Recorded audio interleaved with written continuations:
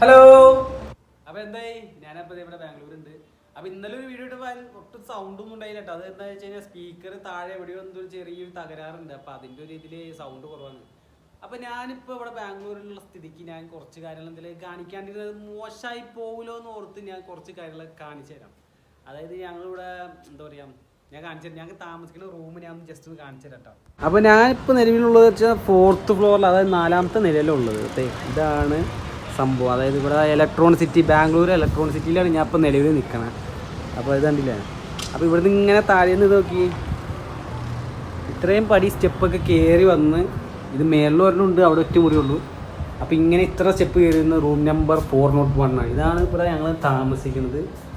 കണ്ടില്ല, ഒരു ഹാള്, ഒരു കിച്ചൺ, ഒരു ബെഡ്റൂം, ഒരു ഫ്രിഡ്ജ്, ഒരു ബാത്റൂം, ഒരു TV, ഒരു ടേബിള്, ഒരു സോഫ, ഒരു ബാഗ് അവിടെ ഇരിക്കുന്നുണ്ട്. അത് ഇന്ത്യ.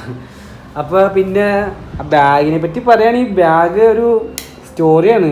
ആ ബാഗ് ഒരു അത്ഭുത ബാഗാണ്.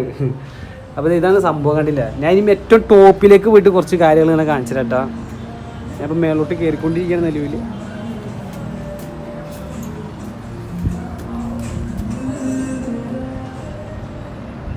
എങ്ങനെയുണ്ട്? അടിപൊളിയല്ലേ? ഞാൻ ഇപ്പോൾ നിലവിൽ ഇവിടെ ബാംഗ്ലൂർ ഇലക്ട്രോണിക് സിറ്റി അവിടെയാണ് ഉള്ളത്.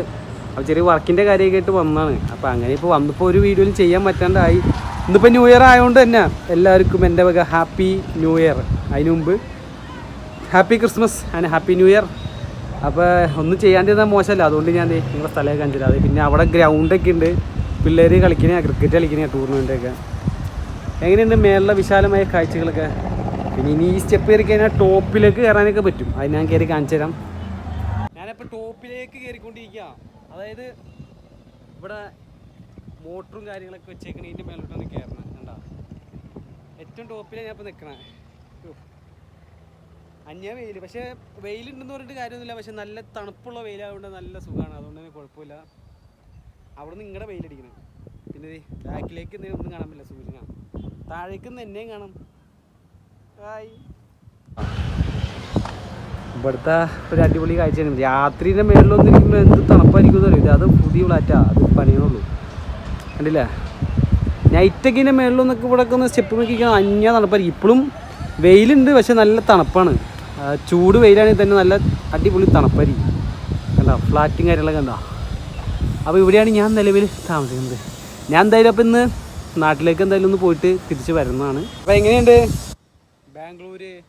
കുറച്ചേ കണ്ടിട്ടുള്ളൂ, ബാക്കിയൊക്കെ കുറേ കാണാനുണ്ട്. അതൊന്നും കാണിക്കാനുള്ള നേരം കിട്ടിയല്ലോ എനിക്ക്. സ്റ്റെപ്പ് കഴിഞ്ഞാൽ ടാസ്ക്കാണ്.